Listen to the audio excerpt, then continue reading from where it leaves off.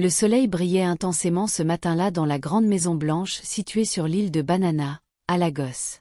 À l'intérieur de la cour, une vieille femme pauvre et aveugle, dans la soixantaine, était assise par terre, en pleurs. Ses mains tremblaient alors qu'elle touchait le ciment froid. Son pagne s'était desserré autour de sa taille. À côté d'elle se trouvait un petit sac, déchiré et poussiéreux. C'était Mama George. Elle était aveugle, sans défense et le cœur brisé. Face à elle se tenait Adana, sa belle-fille, avec des yeux pleins de colère et une voix empreinte d'amertume. « Tu as tué ma fille, n'est-ce pas ?» cria Adana. « Tu es une sorcière. Une vieille femme cruelle qui dévore son propre sang. » Mama George sursauta. « Adana, je le jure sur la tombe de mon mari.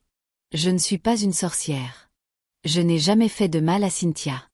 C'était ma seule petite fille. »« Tais-toi » hurla Adana. « Tu l'as tuée pendant qu'elle faisait la sieste.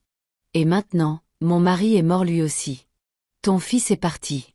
Tu as apporté la mort dans cette maison. J'aurais dû te jeter dehors il y a longtemps. » Les voisins jetaient des regards par leurs fenêtres.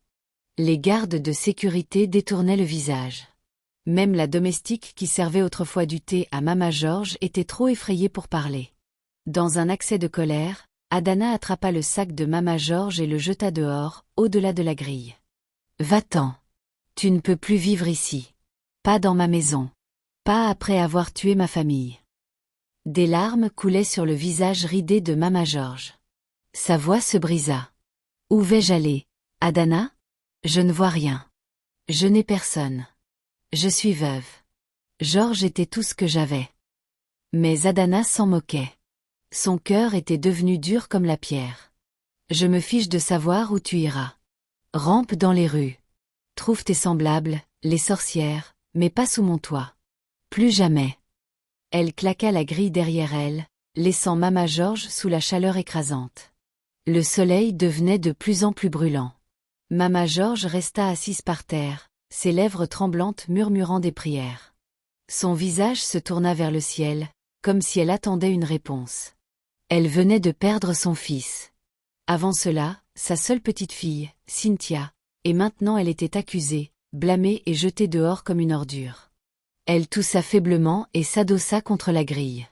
Elle avait froid, non pas à cause du temps, mais d'une douleur plus profonde. La solitude, la souffrance, le rejet. Puis quelque chose se produisit. Une forte brise balaya la cour. Le vent soufflait doucement. Soudain, une silhouette apparut à la grille. C'était un homme, grand, sombre, vêtu d'une chemise blanche et d'un pantalon noir.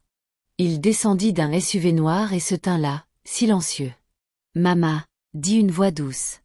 Les oreilles de Mama George se dressèrent. Elle cligna des yeux, bien qu'elle ne pût voir. Cette voix. Non, ce n'était pas possible. « George » murmura-t-elle. Adana venait de revenir, tenant son téléphone. Elle se figea sur place. Ses yeux s'écarquillèrent. Sa bouche s'ouvrit. Le téléphone glissa de sa main. Devant elle, bien vivant, se tenait George, son mari. L'homme qu'elle pensait mort.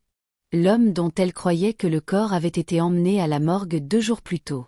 « George » murmura-t-elle, la voix sèche de choc. « Tu es mort. Tu as eu un accident. Comment es-tu ici ?» George la regarda avec des yeux froids. « Je ne suis jamais mort, Adana » dit-il calmement. « Tout était une erreur. J'ai survécu à l'accident. J'étais en convalescence, caché, et j'observais. Et j'en ai vu assez. » Adana recula de quelques pas. « Non, ce n'est pas réel. » Sa voix tremblait alors qu'elle se baissait, ramassait une poignée de sable et la jetait sur lui. « Si tu es un fantôme, disparais » cria-t-elle.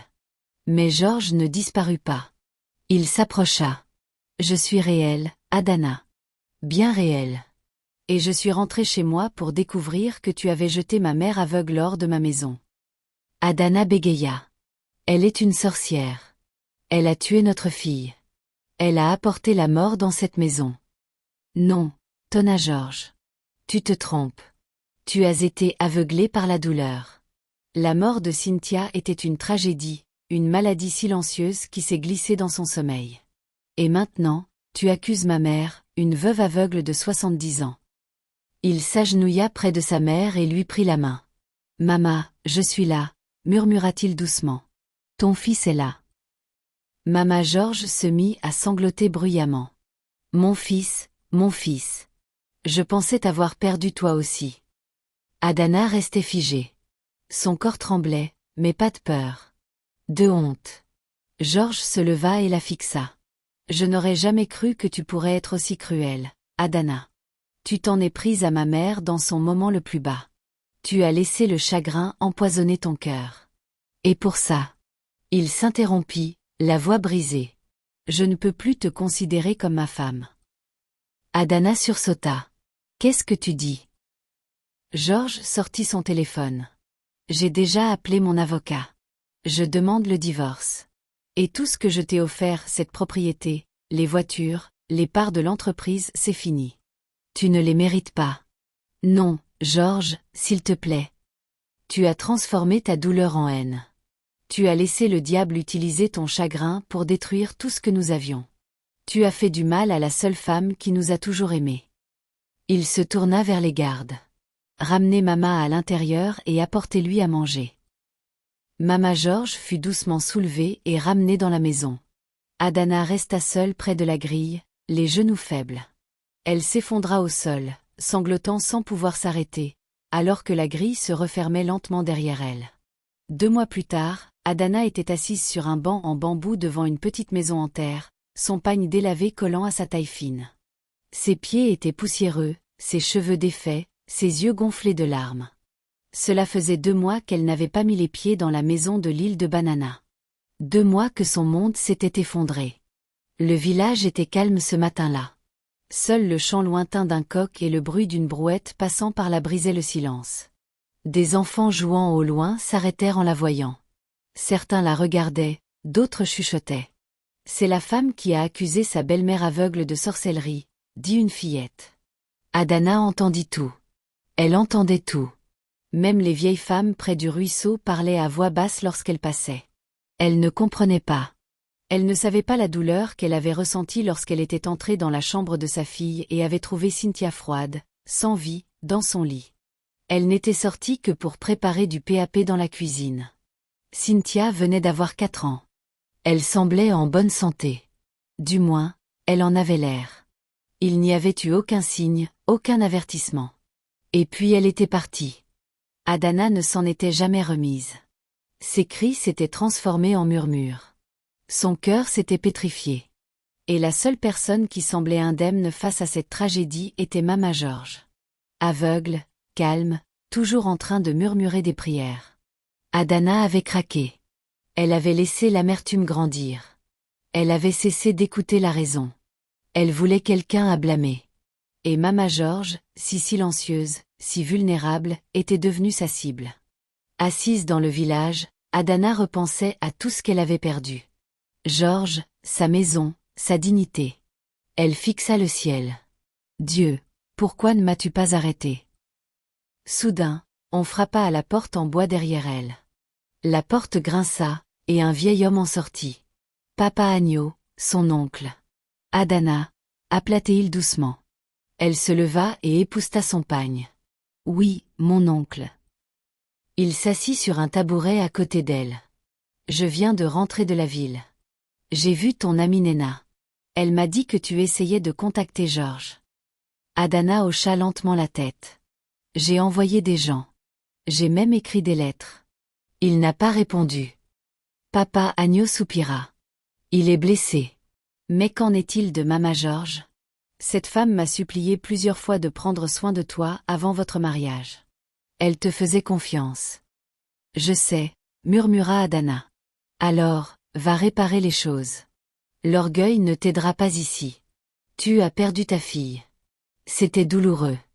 Mais tu as transformé ta douleur en haine. Tu es devenu quelqu'un d'autre. Des larmes coulèrent sur ses joues. J'ai déjà essayé. Que puis-je faire de plus? Prie, dit-il. Et attends. Parfois, les gens ont besoin de temps pour guérir. Adana leva les yeux, le vent caressant doucement ses cheveux. Je prie chaque nuit. Je veux juste une autre chance. Juste une. Pendant ce temps, à Lagos, Georges était assis dans son bureau privé à la maison. Il portait une casquette grise et des lunettes, le visage fatigué par la lecture de documents juridiques. De l'autre côté de la pièce, Mama Georges était assise sur un fauteuil inclinable, un châle sur les épaules.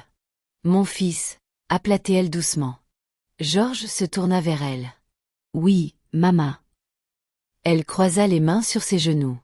« Je veux parler d'Adana. » Georges fronça légèrement les sourcils. « Maman, s'il te plaît, ne parlons pas d'elle. » Mama Georges sourit. « Je sais qu'elle m'a fait du mal, mais je ne suis pas en colère. »« Tu devrais l'être, » répondit-il. « Elle t'a jeté à la rue. Elle t'a traité de sorcière. Tu as failli mourir de faim. » Mama Georges secoua la tête. Quand une personne se noie dans le chagrin, elle ne pense pas clairement. Adana a perdu un enfant. Puis elle a cru t'avoir perdu. Elle était brisée. Elle n'avait pas le droit. « Je lui pardonne, » interrompit Mama Georges. Georges se leva et fit les 100 pas. « Mama, il ne s'agit pas de pardon. Il s'agit de ce qui est juste. Elle a détruit tout ce que nous avions construit. Et pourtant, elle est toujours ta femme, » dit Mama Georges. « Et je la considère toujours comme ma fille. » Georges se frotta le front. « Que veux-tu dire ? » « Je veux que tu ailles la chercher. » Georges se tourna rapidement. « Mama. »« Non. »« Si, » insista-t-elle. « Tout le monde mérite une seconde chance. » Il s'arrêta. La pièce devint silencieuse. Les mains de Mama Georges se tendirent doucement. « Tu n'es pas seulement mon fils. Tu es son mari. Et je connais ton cœur, Georges. Tu l'aimes encore. Si moi, celle qu'elle a le plus blessée, je peux lui pardonner. Alors toi aussi, tu le peux. » Georges resta silencieux un long moment. Finalement, il prit son téléphone. « Préparez le convoi, » dit-il. « Nous allons au village. » Le lendemain matin, au village, Adana balayait la cour avec un balai usé. Son dos lui faisait mal, son estomac grondait. Elle avait perdu du poids. Sa belle peau était désormais sèche, ses doigts rugueux à cause des tâches ménagères. Un jeune garçon du marché du village courut vers elle. « Tante Adana, cria-t-il. « Qu'est-ce qu'il y a ?» demanda-t-elle, essuyant la sueur de son visage. « Un convoi arrive. De grosses voitures, des gardes privés. Ils viennent par ici. » Adana se redressa. Son cœur s'accéléra. Un convoi ? Était-ce possible ? Elle lâcha le balai et courut à l'entrée de la cour. La poussière s'élevait dans l'air alors qu'une escalade noire s'engageait lentement sur le chemin étroit du village, suivie de 2 camionnettes Hilux. Les gens des maisons voisines sortirent précipitamment. Que se passe-t-il ? C'est le gouverneur ? Non, c'est Georges, le mari d'Adana. Adana se figea, ses jambes tremblantes. La porte du SUV noir s'ouvrit, et Georges en sortit, vêtu d'un abada blanc, les yeux calmes mais indéchiffrables. Puis, Mama Georges descendit derrière lui, tenant son bras. Adana suffoqua. Elle ne pouvait ni bouger ni parler. Était-ce un rêve ? Il se tenait devant sa maison, bien réel, bien vivant. Georges la regarda droit dans les yeux. « Je suis venu, » dit-il simplement. « Parce que Mama me l'a demandé. » Adana tomba à genoux, tremblante. « Je suis désolée.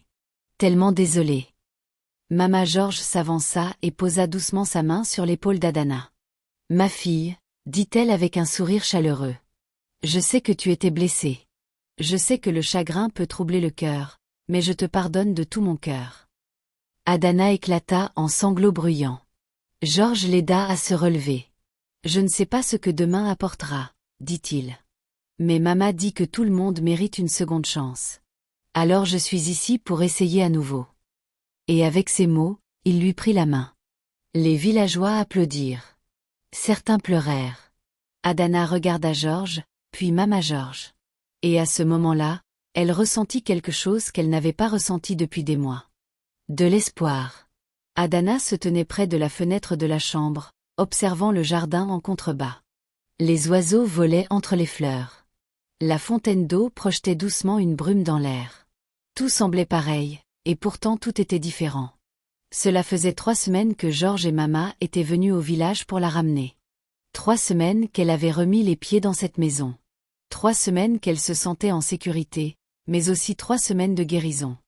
Elle se retourna et regarda la pièce. Elle était toujours la sienne.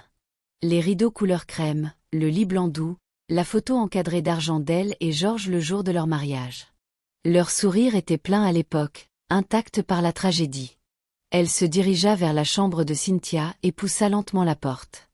Rien n'avait changé non plus. Le papier peint rose avec des étoiles, le petit lit avec un ours en peluche posé dessus. Ses dessins étaient toujours accrochés au mur. L'un d'eux montrait une famille en bâtonnets, Georges, Adana et la petite Cynthia, tous se tenant la main sous un soleil souriant. Adana prit le dessin et le serra contre sa poitrine. Un léger coup à la porte la fit se retourner. C'était Georges. Il la regarda, les yeux chaleureux mais prudents. « Ça va ?» Adana essuya ses yeux. « Je viens ici tous les matins, juste pour me souvenir d'elle. » Georges s'approcha. « Moi aussi. Parfois, quand tu dors. » Adana esquissa un faible sourire. « J'étais tellement perdue, Georges. J'ai blâmé tout le monde sauf moi-même. J'ai laissé la douleur me changer en quelqu'un que je ne voulais pas être. » « Tu n'étais pas toi-même, » dit-il doucement. « Le chagrin fait ça. Mais je n'arrive pas à oublier ce que j'ai fait à Mama. » Georges soupira. « Elle t'a pardonné. C'est ce qui compte maintenant. »« Je ne mérite ni son pardon ni le tien, » murmura Adana. Georges lui prit la main. « Adana, j'étais en colère. Profondément en colère. Mais j'ai appris quelque chose à travers tout ça. Les gens font des choix terribles quand ils sont blessés. Ce qui compte, c'est ce qu'ils font après en avoir pris conscience. » Elle le regarda. « Je veux changer, » dit-elle. « Je veux être quelqu'un dont Cynthia serait fière. »« Tu le es déjà.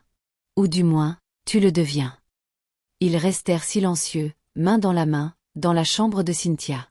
Pas de musique, pas de voix forte, juste le son de cœur en voie de guérison. Dans les jours qui suivirent, Adana commença à changer. Ce n'était ni bruyant ni dramatique, mais c'était réel. Elle se levait tôt pour aider Mama Georges à se laver et s'habiller. Elle lui servait à manger avec soin, s'asseyait même avec elle pour écouter ses histoires. Certains jours, elles riaient ensemble. D'autres jours, elles restaient simplement assises en silence, partageant une chaleur tranquille. Le personnel le remarqua aussi. Elle ne criait plus sur les domestiques. Elle souriait au chauffeur. Elle aidait le jardinier à porter ses outils. Elle visitait même un orphelinat à proximité une fois par semaine avec de la nourriture et des vêtements. Quelque chose dans son cœur avait véritablement changé. Un après-midi, Mama Georges était assise dehors sous un grand parasol, sentant la brise. Adana lui apporta un bol de fruits. « Mama, es-tu à l'aise ? » « Oui, ma fille. Merci. » Adana s'assit à côté d'elle. « Mama, puis-je te poser une question ? » « Vas-y. » Ce jour-là, quand je t'ai traînée dehors, quand je t'ai traité de ces noms horribles, pourquoi ne m'as-tu pas maudite ? Pourquoi ne m'as-tu pas haï ? Mama Georges tourna son visage aveugle vers le ciel. Parce que j'ai vécu assez longtemps pour savoir que la douleur pousse les gens à faire des choses qu'ils regrettent plus tard. J'ai été comme toi autrefois, moi aussi. Adana écarquilla les yeux. Toi ? Oui. Quand j'ai perdu mon deuxième enfant il y a de nombreuses années, j'ai accusé ma propre belle-sœur. Je pensais qu'elle avait jeté un sort. Je l'ai chassée. Que s'est-il passé ? Demanda Adana doucement. Elle est morte sur la route 3 jours plus tard, et j'ai vécu avec cette culpabilité pendant des années, jusqu'à ce que je perde la vue. C'est alors que j'ai vraiment vu à quel point j'avais été aveugle. Adana couvrit sa bouche. Les larmes emplirent ses yeux. C'est pourquoi j'ai compris ta colère, continua Mama Georges. Mais comprendre n'est pas la même chose qu'accepter. J'ai prié pour que tu te rendes compte de ton erreur avant qu'il ne soit trop tard. Adana tomba à genoux et serra Mama Georges dans ses bras. Je suis désolée. Je suis tellement désolée, Mama. Mama Georges caressa ses cheveux. Je sais. C'est pourquoi je t'ai ramenée. 3 mois passèrent. La maison retrouva sa chaleur. Les sourires revinrent. Les rires résonnèrent dans les couloirs. Puis, quelque chose d'inattendu se produisit. Adana manqua ses règles. Au début, elle pensa que c'était le stress. Mais le 2e mois arriva, et toujours rien. Elle acheta discrètement un test en pharmacie. Positif. Elle n'y croyait pas. Elle alla à l'hôpital pour un autre test. Positif à nouveau. Adana s'assit sur un banc de l'hôpital, incapable de bouger. Ses doigts tremblaient. Ses lèvres murmurèrent « Merci, Dieu ». De retour à la maison, elle se tint devant Georges dans le salon. « J'ai quelque chose à te dire. » Georges leva les yeux de sa tablette. « Qu'est-ce que c'est ? » « Je suis enceinte. » Ses yeux s'écarquillèrent. « Quoi ? » ?»« Je suis enceinte. 2 mois. » Georges laissa tomber la tablette. « Adana, tu es sérieuse ?» Elle hocha la tête, les larmes coulant à nouveau. Il se leva, s'approcha d'elle et lui prit le visage. « Es-tu heureuse ? » ?»« J'ai peur, mais je suis heureuse. » Il la serra fort dans ses bras. « C'est un cadeau. Une seconde chance. » Soudain, la voix de Mama Georges résonna depuis sa chambre. « Qui pleure là-dedans ?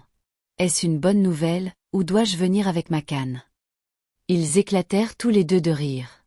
Adana courut vers elle. « Mama, Mama, je suis enceinte. » La vieille femme cria de joie. « Jéhovah! Oh, Dieu, tu as exaucé mes prières. » Elle tapa des mains, son sourire s'étendant largement.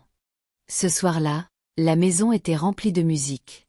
Pas d'invités, pas de cérémonie, juste la famille dansant ensemble sous la lumière de la lune, pieds nus, pleine de joie.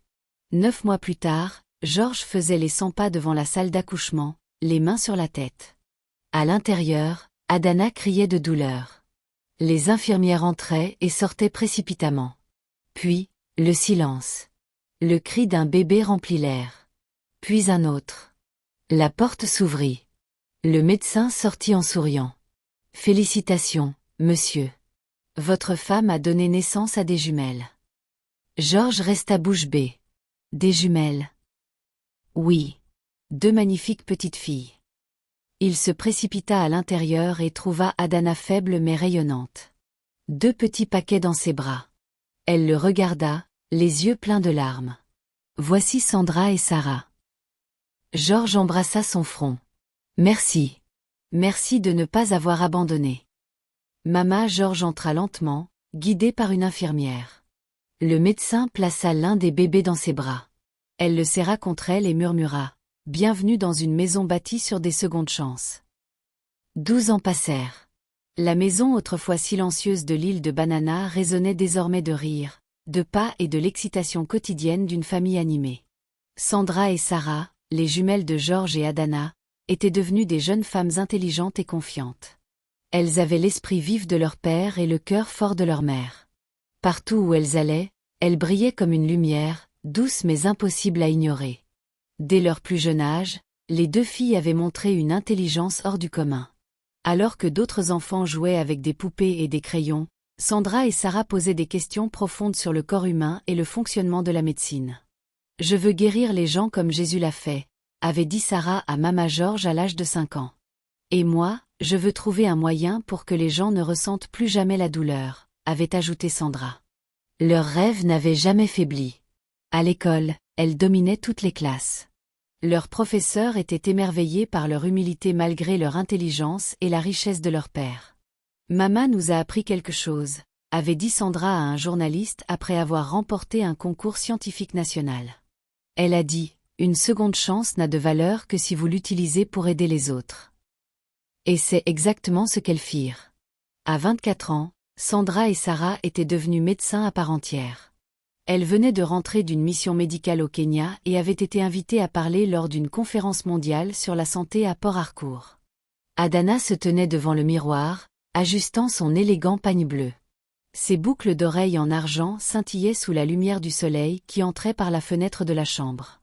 Georges entra, ajustant les manchettes de sa tenue de sénateur blanche. « Tu es magnifique, » dit-il avec un sourire fier.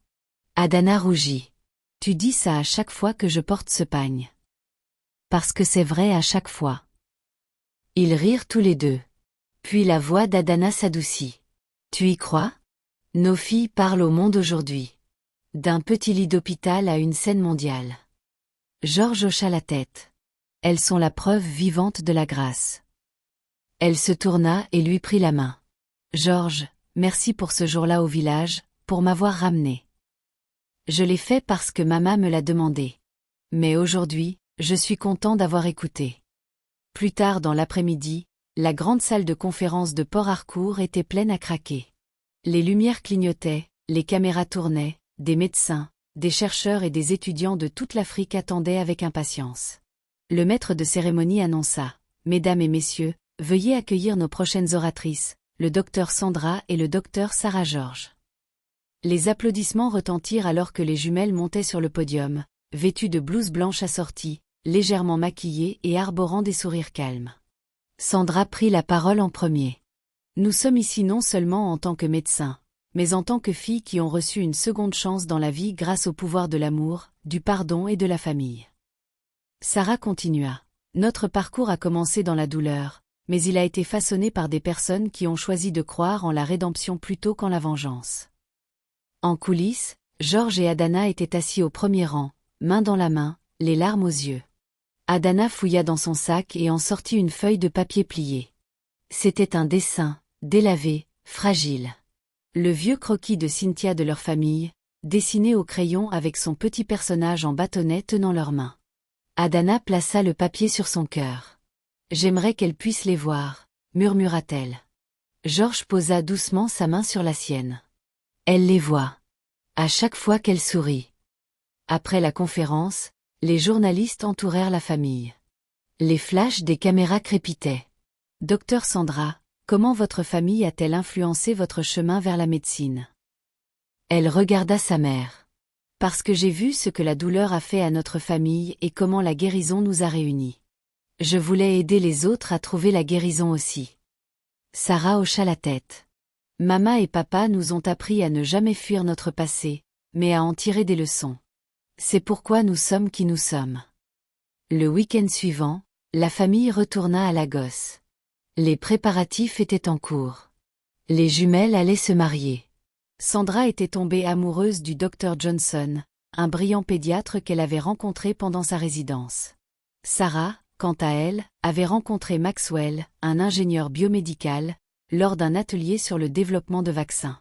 Les deux hommes étaient gentils, respectueux et adoraient les filles. La maison bourdonnait d'activités. Tailleurs, décorateurs, chefs, tout le monde avait une tâche à accomplir. Mais au milieu de tout cela, Maman Georges était assise, vêtue d'un tissu rose doux, son gelé déjà noué. Elle était tranquillement assise dans son rocking chair, souriant, écoutant la musique en fond. Adana s'approcha d'elle et s'agenouilla. « Maman, nous n'aurions pas atteint ce jour sans toi. » Maman Georges gloussa. « Et tu crois que je ne le sais pas? Je suis juste heureuse que Dieu m'ait permis de vivre pour le voir. Mes petites filles, médecins, et maintenant mariées. » Adana la regarda avec des yeux humides. « Maman, tu es plus qu'une grand-mère. Tu es notre boussole. » Maman Georges posa sa main ridée sur la joue d'Adana. « Et toi, ma fille, tu es la preuve qu'un cœur brisé peut encore battre fort. » Le jour du mariage arriva. Le lieu scintillait. Lustre en verre, orchidées blanches, un long tapis rouge bordé de pétales dorés. La brise de l'océan dansait doucement dans l'air. Alors que les tambours jouaient et que les chanteurs élevaient leur voix, le moment arriva. Georges se tenait fièrement dans un agbada bleu marine profond avec des broderies argentées. À côté de lui, Adana portait une robe violette royale, son gelé dressé comme une couronne. Ils marchaient lentement, chacun d'un côté de leur fille, le long de l'allée. Sandra, dans une robe blanche scintillante avec une doublure dorée douce, tenait le bras de Georges. Sarah, dans une robe couleur champagne élégante, tenait celle de sa mère. En approchant de l'autel, les deux filles regardèrent leurs parents et sourirent. « Merci, » murmura Sandra. « Pour avoir choisi l'amour, » ajouta Sarah. Adana et Georges échangèrent un regard. Leurs yeux disaient tout. « Nous avons réussi. » Le ministre officiant prit la parole. « Aujourd'hui, nous assistons à l'union de deux filles nées de la douleur, arrosées par le pardon et écloses dans la grâce. Dans la foule, Mama George leva les mains et loua doucement. « Merci, Seigneur. » Le mariage fut une célébration de plus que l'amour. C'était une célébration des secondes chances, de l'espoir né des cendres, et d'une famille autrefois brisée, désormais entière à nouveau. Le soleil du soir projetait une lueur dorée sur le jardin arrière de la maison. Les oiseaux volaient au ralenti, comme si le temps lui-même s'arrêtait pour savourer l'instant. Une musique douce flottait dans l'air, se mêlant au bavardage chaleureux des amis et de la famille. Le mariage de Sandra et Sarah s'était terminé des heures plus tôt, mais l'éclat persistait dans le cœur de chacun. Les invités riaient encore en petits groupes. Certains dansaient sous des guirlandes lumineuses enroulées autour de grands palmiers, tandis que d'autres étaient assis près de la fontaine du jardin, sirotant du zobo frais. À l'intérieur de la maison, Mama George était assise tranquillement dans la salle de prière, ses doigts glissant doucement sur les perles de son chapelet en bois. « Merci, Seigneur, » murmura-t-elle. « Merci de ne pas m'avoir laissé mourir avant aujourd'hui. » Ses pensées vagabondèrent vers ce matin lointain, le jour où elle avait été traînée dehors et traitée de sorcière par la même femme qui l'appelait désormais « Mama », avec amour et fierté. Elle sourit faiblement. Les gens peuvent changer. Les cœurs peuvent guérir. Même la douleur, lorsqu'elle est confiée à Dieu, peut se transformer en paix. À l'étage, Adana enlevait son gelé devant le miroir. Son reflet n'était plus celui d'une femme écrasée par la perte, mais celui d'une femme renaissante par la grâce. Ses yeux brillaient de paix.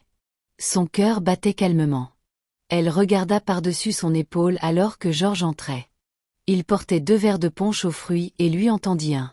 « Elles sont toutes les 2 parties avec leur mari maintenant, » dit-il en souriant. Adana rit doucement. La maison est déjà trop calme. Georges s'assit à côté d'elle sur le bord du lit. « Adana, puis-je te dire quelque chose ?» Elle se tourna vers lui. « Bien sûr. J'ai eu peur une fois. »« Quand ?»« Le jour où je suis venue au village pour te chercher. Je ne savais pas si je pourrais te faire confiance à nouveau, ou si tu voudrais même revenir. » Elle hocha lentement la tête. « J'avais peur aussi. Je pensais avoir tout gâché. » Georges lui prit la main. « Mais aujourd'hui, en te voyant accompagner Sarah le long de l'allée, en voyant comment tu as aimé ma mère, élevé nos filles et porté tant de grâce. Adana, tu es devenue tout ce que j'espérais. » Les larmes montèrent aux yeux d'Adana. Ce n'était pas facile. « Je sais, » murmura-t-il. « Mais tu l'as fait. » Ils se penchèrent l'un vers l'autre, front contre front, dans le calme doux de la gratitude. 2 semaines plus tard, les jumelles étaient revenues de leur lune de miel, et la vie dans la maison des Georges commença à se stabiliser à nouveau. Mais cette fois, c'était différent. Adana avait pris l'initiative de créer une fondation pour les veuves et les femmes âgées abandonnées. Le premier événement eut lieu dans un centre communautaire à Ashgal. Mama George était l'invitée d'honneur.